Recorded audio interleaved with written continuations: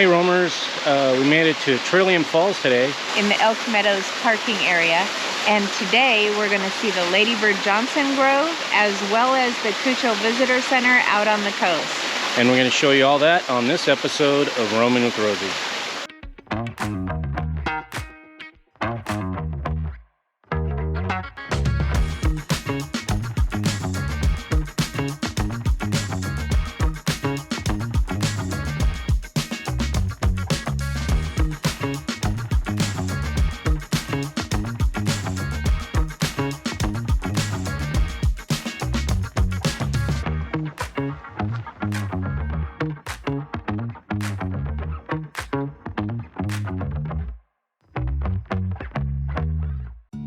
Our first stop on this beautiful fall day in California's Redwood National and State Parks was to Elk Meadow Day Use Area, 3 miles north of the town of Oric.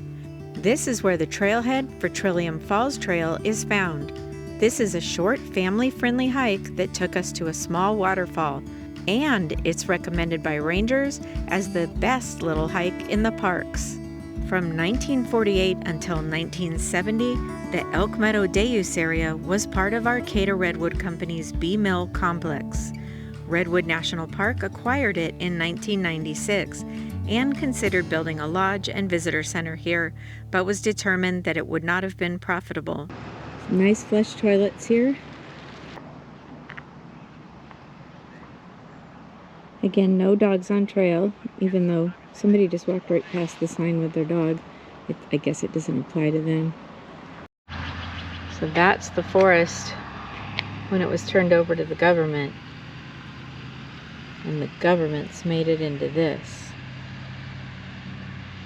Say what you will, but the government does a good job with parks and saving. For the most part, yeah. So today we're in Redwood National Forest and State Parks, and we're doing the Trillium Falls Trail, which is off of Davison Road. There's lots of good signage to find it, and this is supposed to be worthwhile to get to see the falls. There's only a really super short walk to there, and then you can continue on a loop if you want to. And there's several other trails that bounce off from here too. I hear water. And some kind of blackberries. I'll get it ready for a second.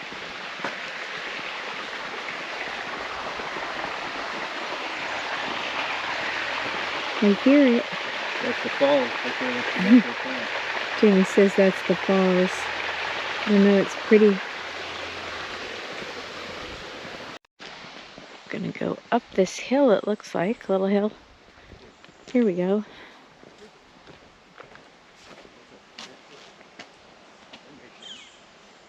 This is where we're headed. After a week of this, we've seen so many trees that you can walk past them and not think about it, but I feel like we still want to stop and think about it because this one, look at that thing. And all the trees that are coming off of it in every direction. I don't know how tall that one is, but certainly in the top heights. And just past that one is this one. And realize both of those sections grew out of the same root system.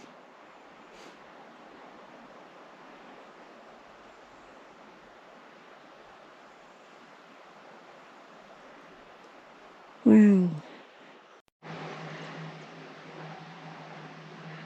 Look at all those burls and trunks. And it looks like it's shaped in one of those cathedrals. Look, 1, 2, 3, 4. And this one counts 5 just on this side. These are what the burrows look like. So they store energy, store food, all the things a tree needs, but they can also sprout a new tree out of those. Jamie gives you some perspective as to the size of these things with Jamie standing there. And those people were not far away. They're right behind the tree. That's how big the tree is. Redwood trees seem to survive and grow no matter what nature throws at them. Scientists studying the effects of rising global temperatures have found that the size and longevity of redwoods helps them store more climate-altering carbon dioxide than other plants.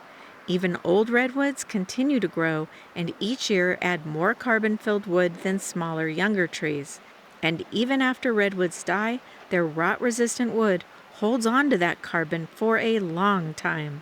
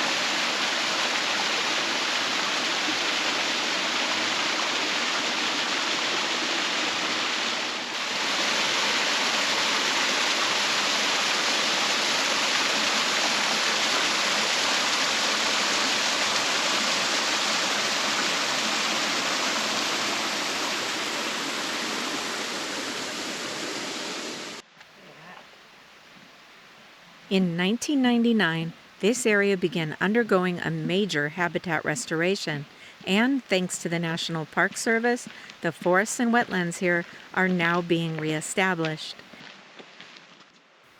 In the summer, you'll find the meadows blanketed with colorful flowers. With the shadows on it.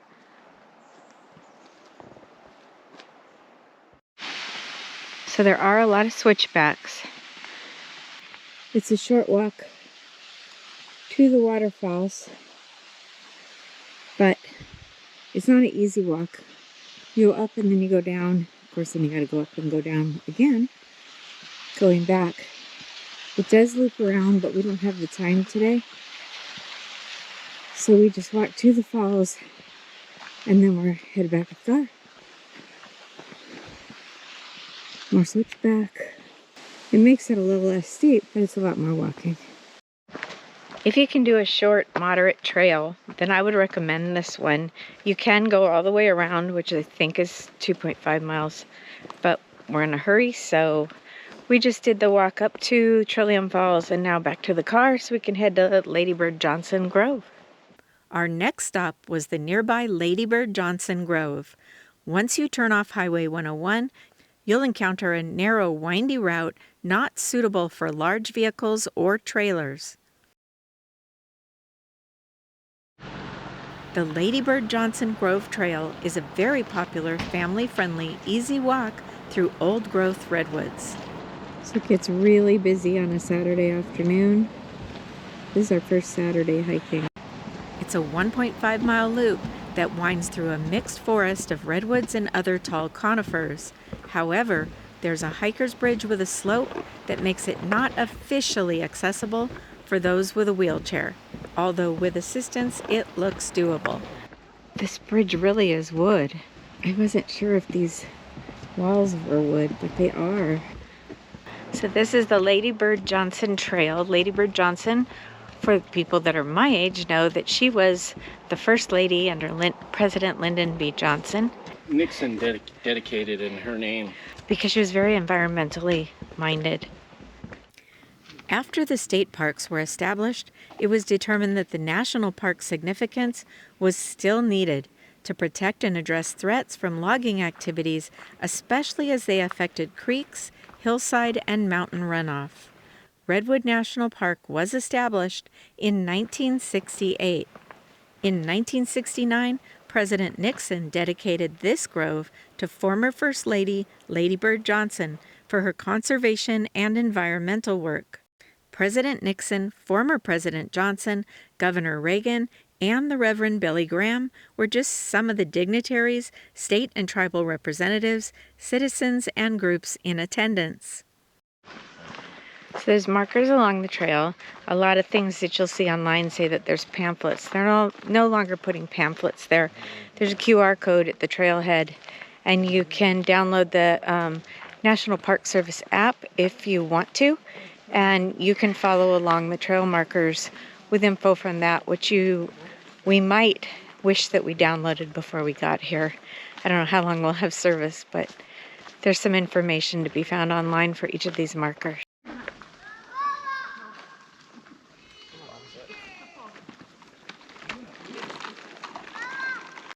Grab this one. Make sure and duck when you There's a kid when you need one to go down in there.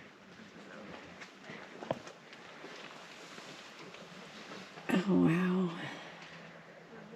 It's a whole shelter, and the tree's still alive, and it's a great place for other trees to live on, too.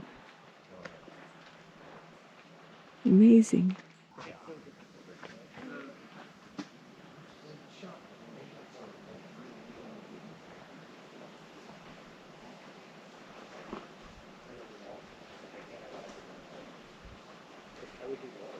These coastal redwoods are the largest living things on the entire planet. They carry such a huge mass and density. They're just amazing. Most of them here are 600 to 800 years old, but we've encountered some that might be 1, 2, or even 3,000 years old. You can't even think about that. It's just like amazing.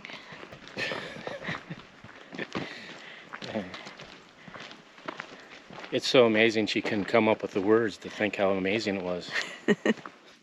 As amazing as these trees are to grow so big and to survive anything and everything that's happened to them over millennia, they also absorb CO2 out of the air. So a single one of these trees can sequester up to 250 tons of carbon dioxide out of the air, and 1 2.5 acre forest can sequester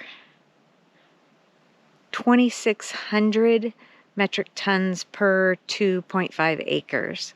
So they literally are saving our lives.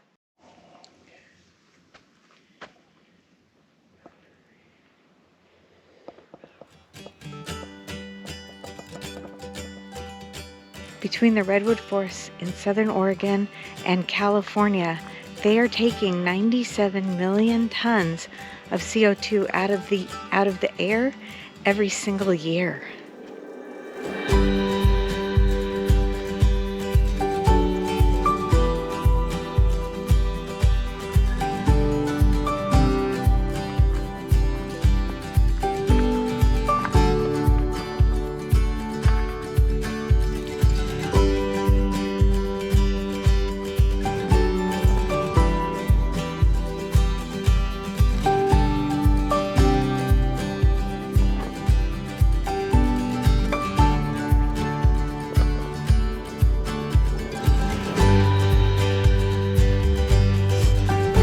It's a chimney.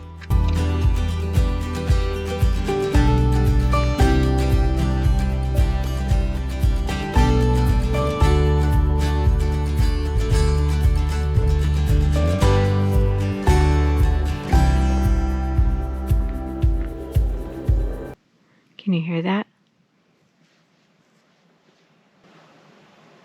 That's the nothingness.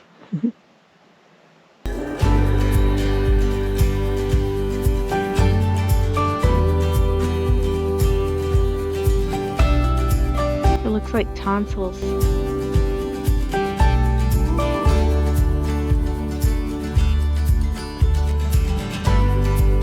It's still alive.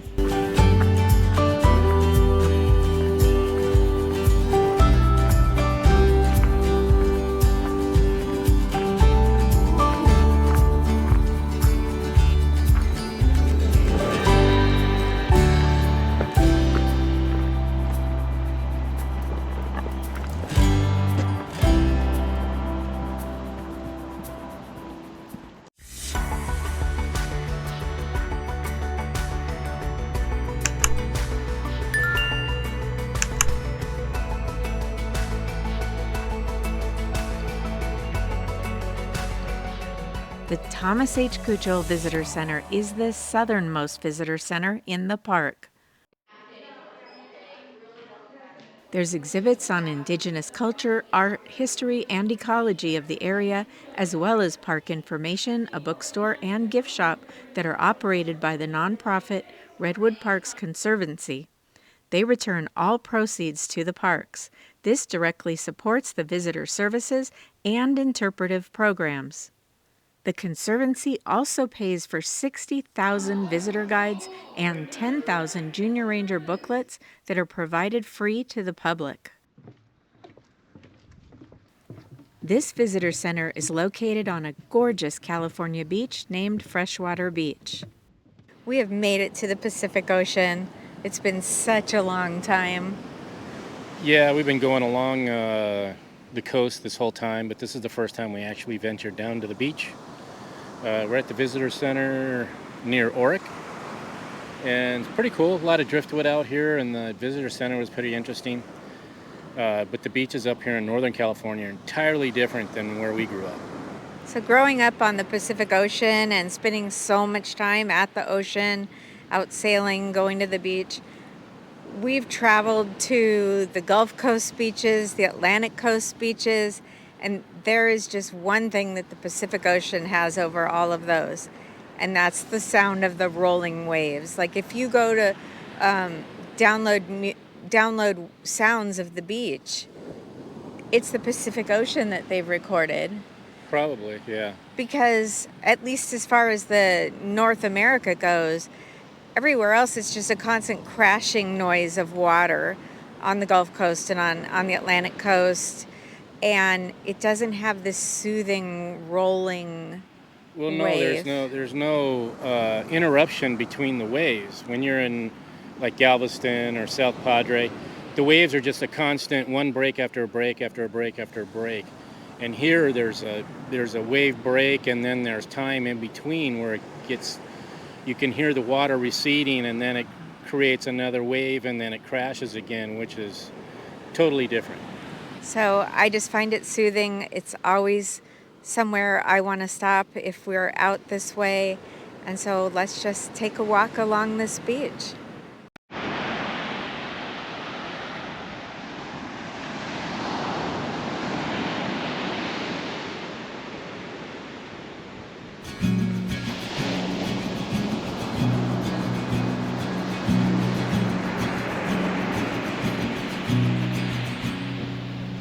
Radio up and the blinds pulled down. You love it when nobody's around.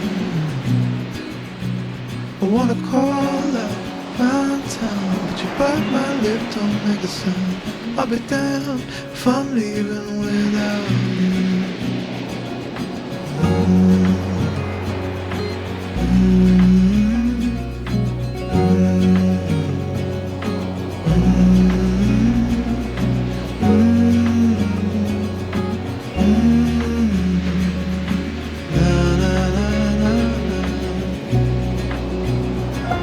So give me a minute to catch my breath. Take what's yours, I'll take what's left. I'm used to coming up second best. Always fail to pass the test. I'll be damned if I'm leaving without you.